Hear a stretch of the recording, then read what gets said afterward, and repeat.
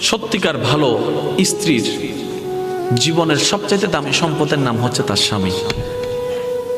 মাকে, বাবাকে, পরিবারকে সব কিছু ছেড়ে ওই স্বামী নামক শব্দটাকে খুশি করার জন্য সবকিছু ছেড়ে অচেনা এক পরিবারের মধ্যে চলে আসে। সুবহানাল্লাহ। আসে তো আসে, খুব অবাক লাগে, আবার মানাইও নেই, একদম ম্যাচিং হয়ে যায়।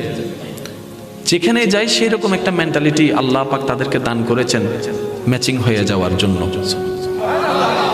একজন সত্যিকার ভালো বউ তার জীবনের সবচেয়ে বড় নিয়ামত মনে করে দুনিয়ার তার স্বামীকে। কারণ সবাই তার সাথে বেঈমানি করবে, আমার স্বামী কখনো আমার সাথে বেঈমানি করবে না। সবাই আমার হাত ছেড়ে দিবে, আমার স্বামী কখনো আমার হাত ছাড়বে না।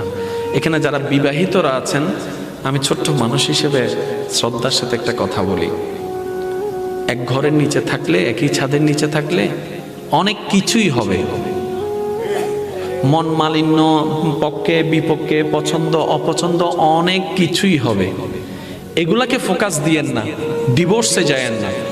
কারণ ডিভোর্স করে যেখানে যাবেন সেখানে যে মহাসুখ পাবেন এরকম কোনো গ্যারান্টি নাই। যেখানে আছেন থাকুন, আল্লাহর রহমতের আশা করুন।